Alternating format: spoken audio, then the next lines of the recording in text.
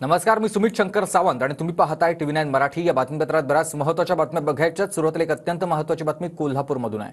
कोल्हापुरात 10 वर्षांच्या मुलीची लैंगिक अत्याचार करून हत्या करण्यात आली आहे। पीडित मुलगी काल दुपारपासूनच बेपत्ता होती। 2 संशयितांना त्यानंतर पोलिसांनी आता ताब्यात घेतलेलं आहे। बदलापूरमधील घटना ताजी असतानाच कोल्हापुरात देखील ही धक्कादायक दुसरी घटना घडलेली आहे।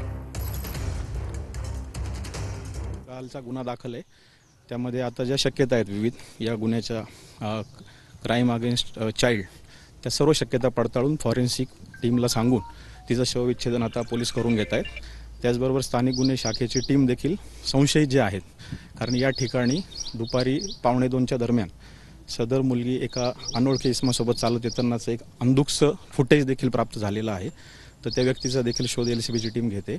कोल्हापूरच्या शिये गावात असलेल्या रामनगर परिसरातील एका शेतवडीमध्ये 10 वर्षाच्या चिमुरडीचा मृतदेह आज आढळून आलेला आहे।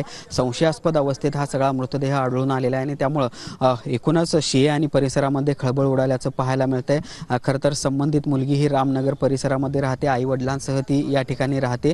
तिचे आई-वडील शिरोली MIDC मध्ये कामानिमित्ताच्या निमित्तानं जात असतात आणि काल दुपारपासून ही सगळी मुलगी जी आहे ती बेपत्ता होती। पोलिसांमध्ये या सगळ्या ती बेपत्ता असल्याची तक्रार देखील देण्यात आलेली होती। पोलिसांकडून तिचा शोध काल रात्रभर घेण्यात आला होता आणि आज सकाळी डॉग स्क्वॉडच्या मदतीनं शोध घेत असताना या मुलीचा मृतदेह आहे तो आढळून आलेला आहे। मात्र ज्या अवस्थेत हा मृतदेह आढळून आलेला आहे ते पाहता या मुलीवर अत्याचार झाल्याचा प्राथमिक अंदाज आहे। अनोळखी इसमांच्या सोबत ही मुलगी शेतवडीमध्ये जात असतानाचा एक CCTV फुटेज देखील पोलिसांच्या हाती लागलेला आहे आणि या CCTV फुटेजच्या हाती लागल्यानंतर पोलिसांनी देखील शोध सुरू केला आहे। बदलापूरमधली घटना ताजी असतानाच कोल्हापूरमध्ये देखील अशाच पद्धतीची घटना समोर आल्यामुळे संताप देखील व्यक्त केला जातोय। जर्नलिस्ट सुनील काटकरसह भूषण पाटील, TV9 मराठी।